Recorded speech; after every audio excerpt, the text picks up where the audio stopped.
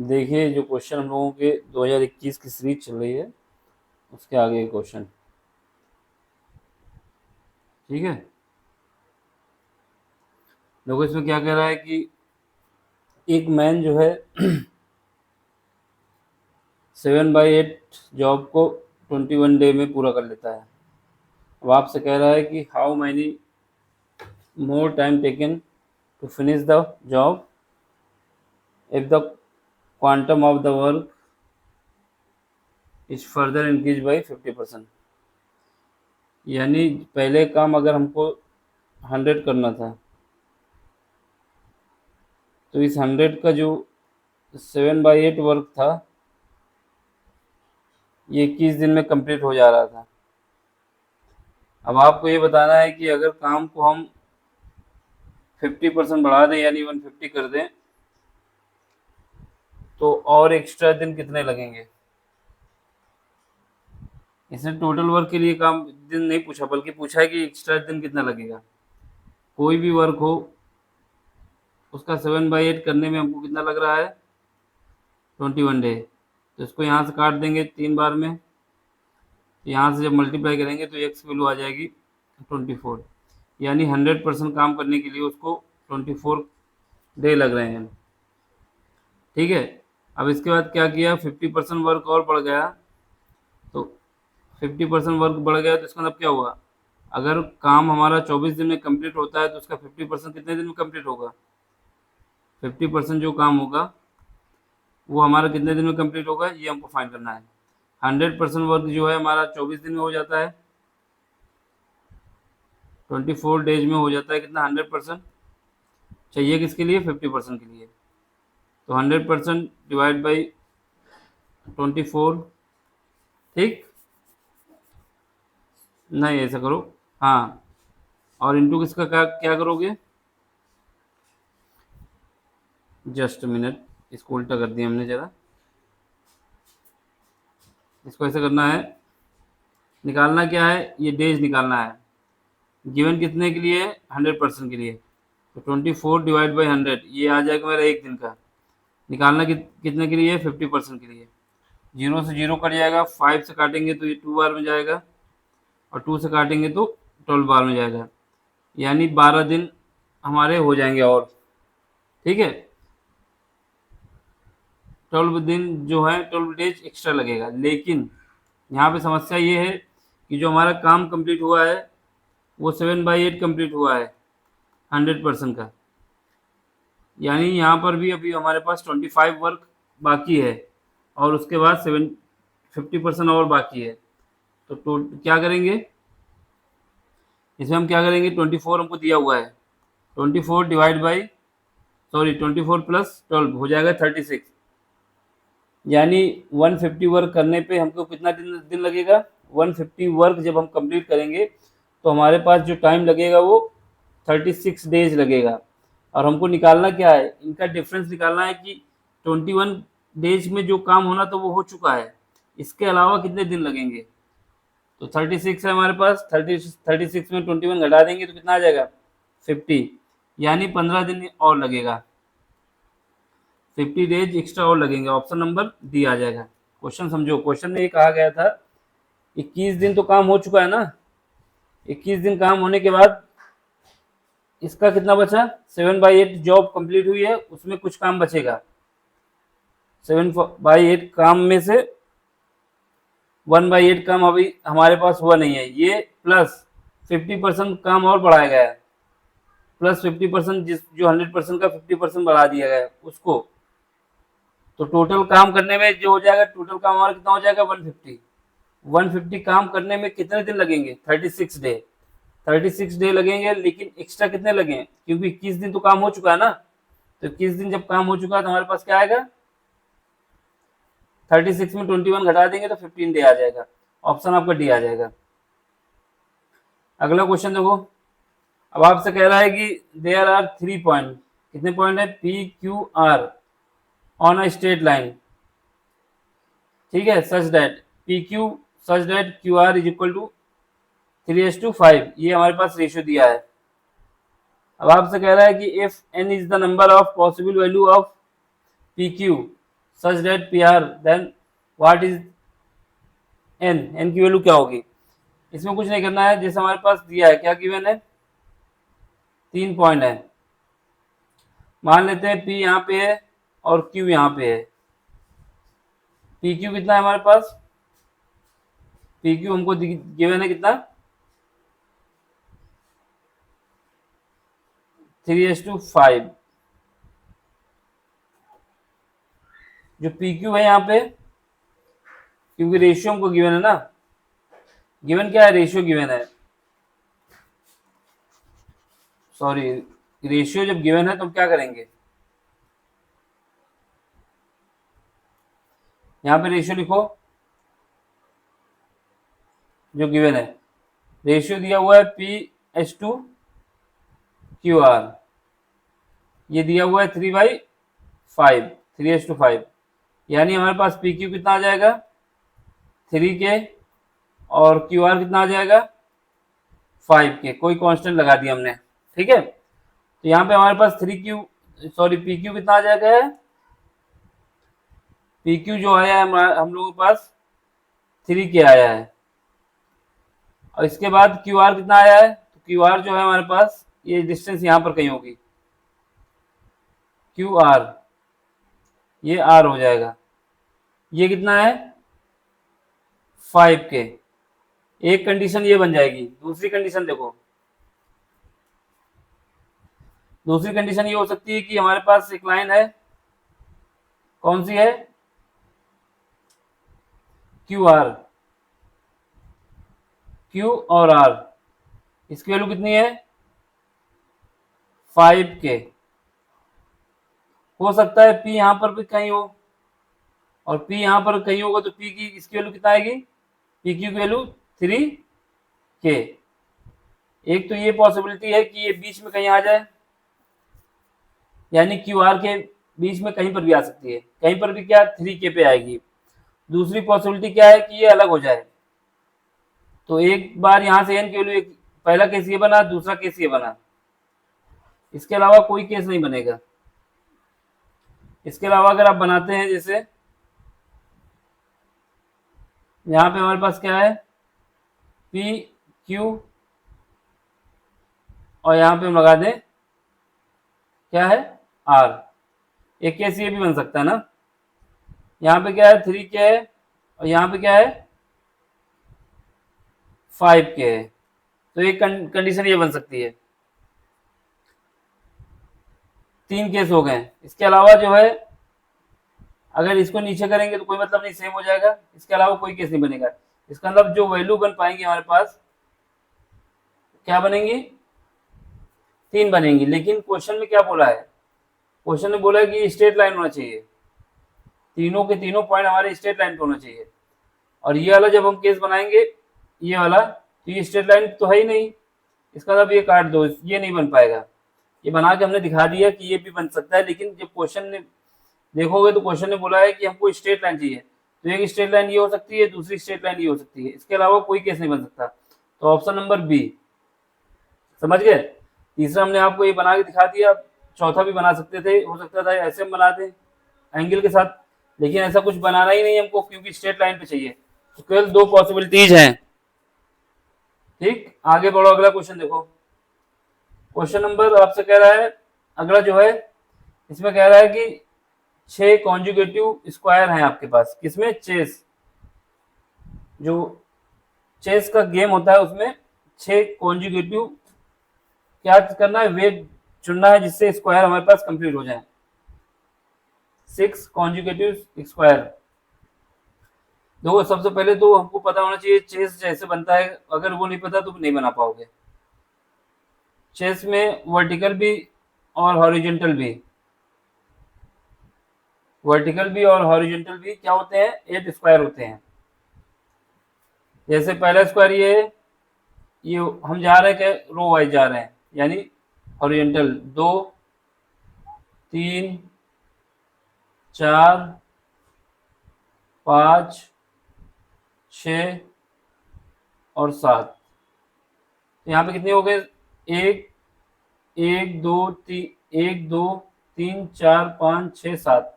तो ये 8 कॉलम हो जाएंगे। अब यहाँ पे वर्टिकल में आ जाओ, 1 2 3 4 5 6 7। ठीक है, तो ये हमारे पास कितने केस बन गए? 8 केस बन गए।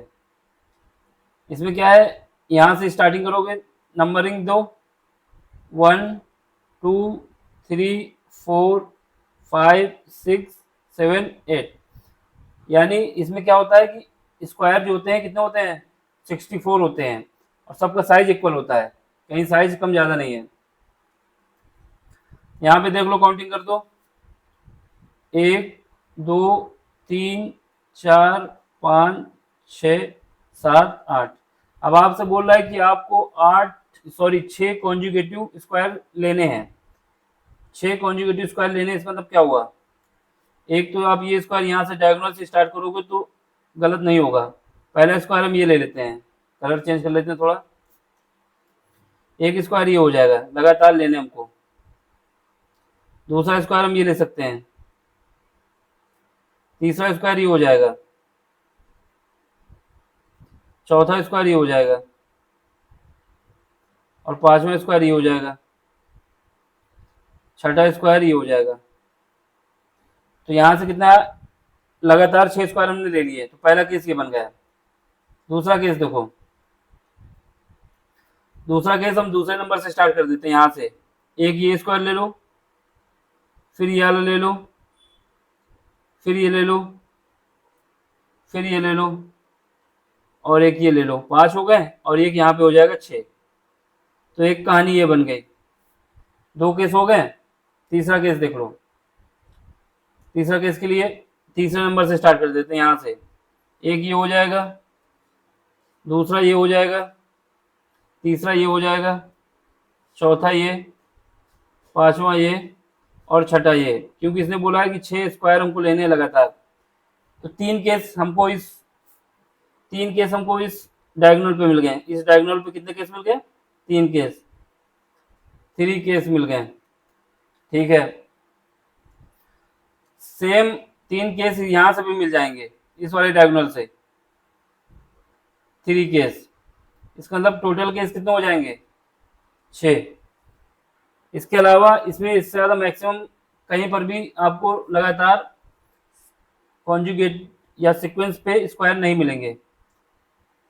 और ये स्ट्रेट पाथ पे हमको चलना था, तो इस वजह से डायगोनल का एलिमेंट लेंगे। तो पहले डायगोनल से स्टार्ट करेंगे तो उसमें 3 मिलेंगे, दूसरे डायगोनल पे 3 मिलेंगे, टोटल 6 हो जाएंगे। अगला क्वेश्चन देखो, इसमें आपसे क्या कह रहा है कि आपको एक सीरीज दी गई है, उसको फिल करना है, और ऑप्शन दिए गए हैं। तो सबसे पहले इसका क्या किया जाता है, इसको काउंटिंग कर लो कितने हैं। यहाँ से स्टार्ट करो, जहाँ पे हमारा ये लगा हुआ है, एक, पहला एक ये हो जाएगा, 2 3 4 5 6 7 8 9 10 11 12 13 14 15 16 17 18। 18 है, इसका मतलब या तो हम इसको 6 के पेयर में ले लें, या फिर 3 के पेयर में ले लें। ठीक है, तो हम क्या करते हैं, 3 के पेयर में ले लेते हैं। पहले 3 ये लेंगे, यहाँ पे कॉमा लगा रहे हैं, तो एक खाली है, फिर बी है, फिर रिक्त है। फिर अगले 3 कहाँ से लेंगे? यहाँ से, ये पहला रिक्त ये ले लेंगे यहाँ से, बी ए। फिर उसके बाद ये वाला ले लेंगे, डैश बी डैश। फिर उसके बाद ये वाला ले लेंगे, ए बी ए। फिर इसके बाद 3 ये ले लेंगे, ए बी ए आ जाएगा, फिर 3 यहाँ पे ले लेंगे। सीक्वेंस गिनो, 1 2 3 4 5 6 7 8 9 10 11 12 13 14 15 16 17 18। एक कहाँ कम हो गया, पहले यहाँ से लिया, फिर यहाँ से लिया, यहाँ पे गड़बड़ हो गई। फिर से लिखो इसको, फिर से लिख देते हैं, लेने में दिक्कत हो गई।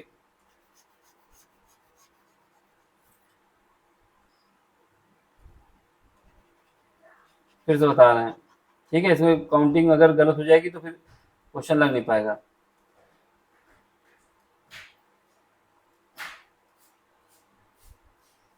देखो पहले 3 ये लेते हैं, यहाँ पे हम लाइन खींचेंगे, ये 3 लेते हैं, dash B dash.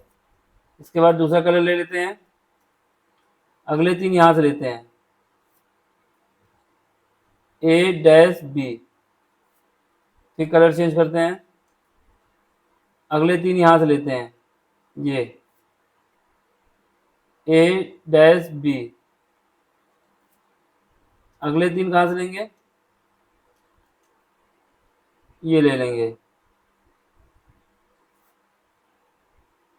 Dash A B. फिर 3 ले लेंगे यहाँ से,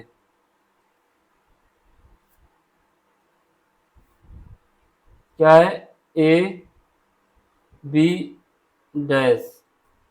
फिर लास्ट के 3 ले लेंगे, ए बी ए। ठीक है, अब हमको इसको सॉल्व करना है। तो अब इससे क्या है, ऑप्शन चेक करेंगे। देखो इसमें क्या है, हमारे पास डबल ए आ सकता है और फिर बी आ सकता है, डबल ए आ सकता है फिर बी आ सकता है, और ए बी भी आ सकता है। ठीक है, ए बी भी आ सकता है। तो इसका मतलब क्या हुआ, यहाँ पर अगर बी रखेंगे तो कहीं पर भी डबल बी नहीं आया, तो स्टार्टिंग का तो बी नहीं होना चाहिए, क्योंकि कहीं पर भी डबल बी एक साथ नहीं आया, इसका मतलब डबल बी नहीं होना चाहिए। तो पहला ऑप्शन कट गया, दूसरा भी कट गया, तीसरा भी कट गया, क्योंकि स्टार्टिंग किससे हो रही थी, बी से। अब हमारे पास ये लास्ट ऑप्शन बचा है, इसमें रख दो, ए यहाँ रख दो, फिर उसका बी रखना है, ये डबल बी हो गया, यहाँ भी बन गया काम, मतलब डबल बी लगेगा। फिर उसके बाद देखो यहाँ पे ए है और यहाँ पे ए बी लग गया, फिर ए यहाँ पे आ गया, डबल ए काम हो गया। फिर उसके बाद ए है, उसके बाद क्या है, ये फिर ए बी तो हो चुका था, ए हो गया था, अब यहाँ पे बी आएगा। फिर उसके बाद यहाँ पर क्या आएगा, ए आएगा, फिर यहाँ पर बी आएगा। तो इसका मतलब क्या हुआ, डबल बी हो सकता था, इसका मतलब जो मेन बैठेगा हमारे पास, डबल ए आना चाहिए, ए बी आना चाहिए। तो ए बी की वजह से हमने पहले ही ऑप्शन को सब घटा दिए, बाकी देख लिए, तो हमारे पास ए बी आ गया पहले से। तो ये हमारे पास सीक्वेंस आ गया। ठीक है, इसको करने का यही तरीका है, जज करें और आंसर करें। अगला क्वेश्चन देख लो, इसमें अगला क्वेश्चन क्या है, ये देखो। अगले क्वेश्चन में कह रहा है कि हमारे पास जो है 30,000 यानी 30,000 से ज्यादा नंबर चाहिए, ग्रेटर देन 30,000। और जो नंबर आपको दिए गए हैं 22333, ये डिजिट दी गई हैं। अब आपके पास कितने डिस्टिंक्ट मेथड है जिससे आप ये नंबर फाइंड कर सकते हो, जो नंबर 30,000 से ग्रेटर हो। तो कोई भी नंबर 30,000 से ग्रेटर तभी हो सकता है। तो सबसे पहले हम क्या करें, 30,000 के लिए कितने डिजिट हैं, 1 2 3 4 5, 5 डिजिट है, 1 2 3 4, ठीक है, 5 हो गई है। इसका मतलब क्या है कि 1 3 तो यहाँ पे हमको फिक्स करना होगा, जो डिजिट हमको दी गई 2 2 3 3, यानी एक डिजिट तो हमको यहाँ पर फिक्स करना होगा पहली बार में। क्यों फिक्स करना होगा, क्योंकि अगर यहाँ पर 3 नहीं होगा, 2 हो जाएगा, तो ये नंबर जो है हमारा 30,000 से बड़ा नहीं हो पाएगा। तो पहली पोजीशन तो फिक्स हो जाएगी। जब ये फिक्स हो जाएगी तो इसके बाद जो बचे, इसको भरने के कितने तरीके होंगे, कितने डिजिट हैं, एक हटा दो। क्यों हटा देंगे एक, क्योंकि हमारे पास ये पहली पोजीशन फिक्स हो चुकी है इसकी। इसके बाद कितने बचे, यहाँ पे 4 तरीके इसके पास बचे। 4 के बाद इसमें कितने बचे, इसके 3 बचे, इसके कितने बचे, इसको 2 बचे, और इसको 1 बचा। तो ये हमारे पास क्या आ जाएगा, 4 क्रॉस 3 क्रॉस 2 क्रॉस 1। इसके बाद जो रिपीट हो रहा है, रिपीट क्या हो रहा है, 2 बार आया है, फैक्टोरियल 2 की वैल्यू 2 इंटू 1। तो इसका 3 बार नहीं आया, बल्कि 2 बार आया। क्यों, क्योंकि एक 3 तो हमारा फिक्स हो गया अपनी पोजीशन पे। तो बचे कितने, 2 ही बचे, तो फैक्टोरियल 2 इसका हो जाएगा। 2 से 2, 2 दूना 4, 4 से 4 कट गया, 3 और 2 का मल्टीप्लाई हुआ 6, यानी 6 तरीके हैं जिससे ये नंबर फाइंड होगा जो कि 30,000 से ग्रेटर होगा। करने का क्या तरीका है, क्योंकि इसने बोल दिया था कि नंबर हमको 30,000 से ग्रेटर चाहिए, इस वजह से एक 3 को हमने पहले ही फिक्स कर दिया, क्योंकि यहाँ पर अगर 3 फिक्स नहीं करते 2 आ जाता तो ये नंबर 30,000 से कम हो जाता, इस वजह से। ठीक है, तो ये क्वेश्चन हो गया। अगला क्वेश्चन देखो, अगला क्वेश्चन क्या कह रहा है, आपसे कह रहा है कि सम जो है, दो स्टेटमेंट दिए गए हैं, दोनों स्टेटमेंट के विषय पूछा जा रहा है, अलग अलग है, इनसे कोई एक दूसरे से रिलेशन नहीं है। पहला कह रहा है कि जो सम है हमारा 5 कॉन्जुगेटिव इंटीजर कैन बी 100, जो लगातार 5 कॉन्जुगेटिव इंटीजर है उनका सम 100 हो सकता है, पहली बात तो इसको बताना है। दूसरा ये कह रहा है कि जो प्रोडक्ट है 3 conjugative natural number can be equal to their sum. देखो कैन भी जहां लगा हो, इसका मतलब क्या है, कैन भी लगने का मतलब ये है कि कोई भी एक केस बन जाएगा तो हमारा आंसर सेटिस्फाई हो जाएगा। मस्ट भी लगा है तो इसका मतलब जरूर होने चाहिए, तो अगर कोई भी एक गलत हो जाएगा तो ये गलत हो जाएगा। कैन बी में अगर एक हो गया तो काम हो जाएगा। देखो सबसे पहले हमारे पास जो नंबर है क्या है, उसका सम 100 है, तो किसी नंबर का कितने नंबर है, 5 नंबर है। अगर उनका सम जो है डिजिट, जो उनके सम है नंबर का कुछ दिया हो, तो उसको जितने नंबर दिए गए उससे डिवाइड कर देते हैं, तो क्या आता है, एवरेज आता है। तो सम दिया है हमको 100, नंबर कितने हैं, 5 हैं और कॉन्जुगेटिव हैं, लगातार हैं, तो 5 से जब डिवाइड करेंगे तो आ जाएगा 20। ये जो 20 निकल के आएगा ये क्या होगा, उनका एवरेज होगा। एवरेज मतलब होता है जो मध्य में हो, यानी बीच में, जो मिडिल में। इसका मतलब 20 है, 20 के लेफ्ट में 2 नंबर चाहिए और 20 के राइट में 2 नंबर चाहिए। तो अब इसके बाद लगातार बोला गया है, तो इसका मतलब क्या आएगा, 20 के बाद क्या आएगा, 21 जब राइट पे जाएंगे।